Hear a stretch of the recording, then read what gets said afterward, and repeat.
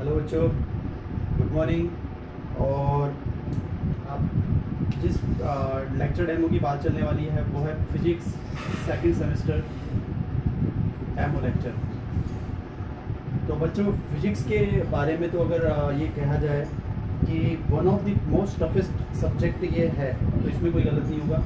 मैं खुद इतने सालों से पढ़ा रहा हूँ कि मतलब मुझे पता चल गया है कि ये सब्जेक्ट क्लियर करना मैथमेटिक्स और मैकेनिक्स उन दोनों से भी ज़्यादा मिला के टफ है, मिला के बाद में भी सबसे टफ है मेरे हिसाब से। तो इस सब्जेक्ट में जिन बच्चों के बैक है वो बच्चे बहुत अच्छे तरीके से और अच्छी स्ट्रैटेजी से पढ़ें। जैसे हर बच्चा न्यूमेरिकल करने में और जो न्यूमेरिकल डेरिवेशन होती है उनको करने में थोड़ा कंफर्टेबल नहीं होता। तो यूनिट नंबर 1 और यूनिट नंबर 2 को अगर कोई बच्चा कर रहा है फिजिक्स के अंदर तो वो रिस्की सौदे पर है।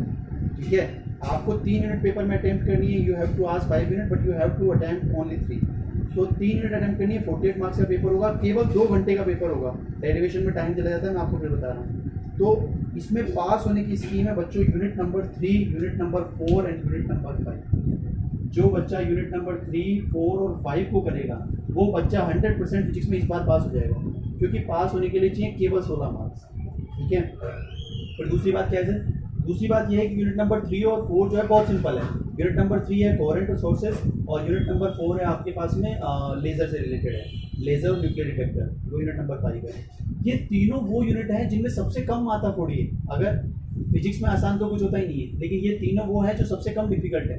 बाकी जो यूनिट नंबर 1 और 2 क्वांटम है और श्रोडिंगर इक्वेशन है वो बहुत टफ है ना। बहुत टफ से मतलब मेरा ये होता है कि जनरली बच्चों को टफ लगता है इसलिए टफ है, बाकी पढ़ेंगे तो आसान हो भी हो ही जाता है।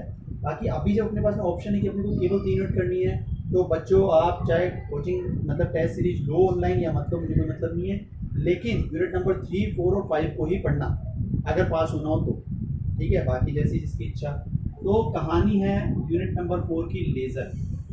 और मैं आपको एक और बात बता दूं बच्चों कि फिजिक्स सब्जेक्ट के अंदर डेमो जैसा कुछ होता नहीं है।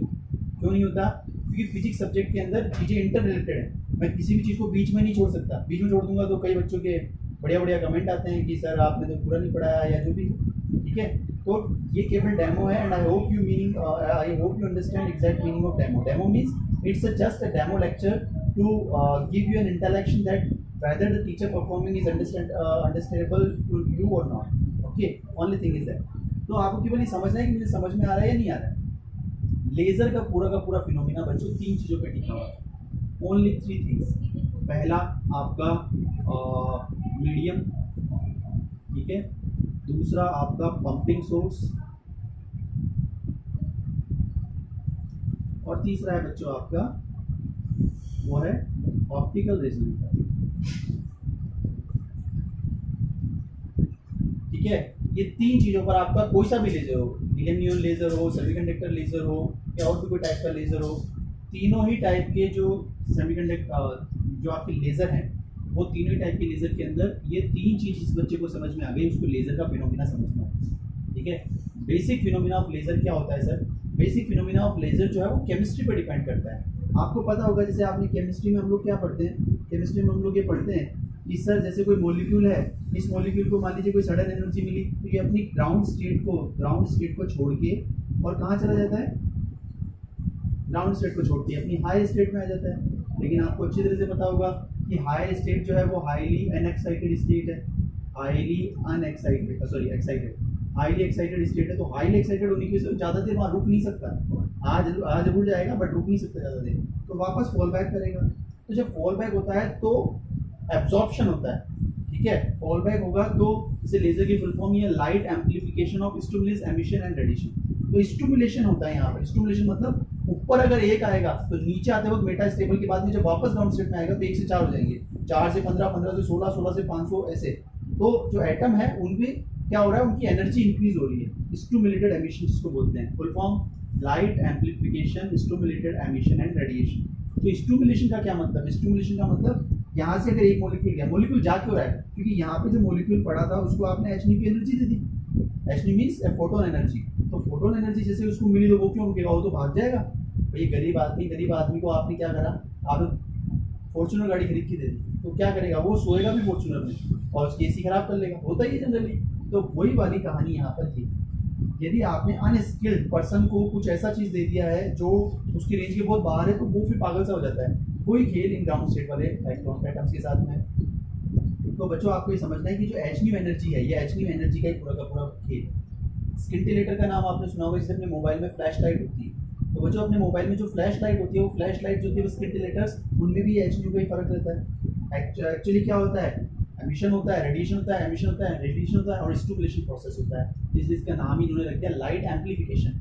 Why this word will get add up with this. Laser में ए वर्ड का क्या मतलब है, तो लेजर में ए का मतलब यही है बच्चों कि ए मींस एम्प्लीफिकेशन। एम्प्लीफिकेशन एम्पलीफायर जो होते हैं वो क्या करते हैं, वॉल्यूम को इंक्रीज कर देते हैं या स्टिमुलेशन एमिशन को इंक्रीज कर देते हैं, बस दैट्स लेजर। लेजर में और नॉर्मल लाइट बीम में क्या डिफरेंस है, हाईली कोहेरेंट सोर्स होता है लेजर। इसका एग्जांपल आप समझ सकते हैं, जब अपन छोटे बच्चे थे और जो पहले मेले होते थे, उन मेलों में से टॉर्च लाइट आती थी, वो टॉर्च लाइट से फ्लावर जनरेट होता था, वो फ्लावर घर से बहुत दूर वाली बिल्डिंग पे भी बन जाता था। क्यों, क्योंकि वो हाईली कोहेरेंट सोर्स है। हाईली कोहेरेंट होने का मतलब मोनोक्रोमेटिक सोर्स है, मतलब उसकी लाइट जो है वो डिस्पर्स नहीं होती ज़्यादा। जैसे अपना जो घरों में इंडिसेंट बल्ब्स होते हैं, उनकी लाइट बहुत ज़्यादा डिस्पर्स होती है, आप देखते ही, ठीक है।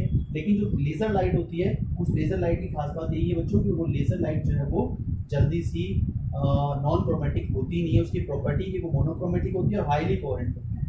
तो बच्चों मैं एक्चुअली ये चाह नहीं रहा हूँ कि मैं एक कोई टॉपिक स्टार्ट करूँ उसको बीच में छोड़ूँ, और to be very honest and very frank, topic अगर मैंने उठा लिया और पूरा करा तो वीडियो आधे घंटे से ऊपर हो जाएगा, ठीक है। तो आपको समझना ये है कि लेज़र के अंदर 3 चीज़ें हैं, medium, pumping source, optical resonator. और ये लेज़र की कहानी है कि लेज़र होता क्या है, कैसे।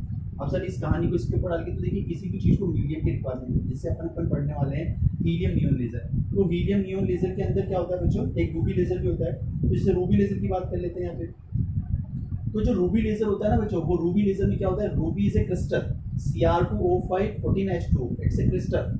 वो जो क्रिस्टल होता है, वो क्रिस्टल वहाँ पर एक मीडियम प्रोवाइड करवाता है। वो मीडियम से क्या होगा, वो मीडियम जैसे जनरली अगर मैं आपको एक छोटे से डायग्राम से समझाने की कोशिश करूँ कि लेज़र का जो मैकेनिज्म है वो कैसा होता है, तो लेज़र का मैकेनिज्म जो है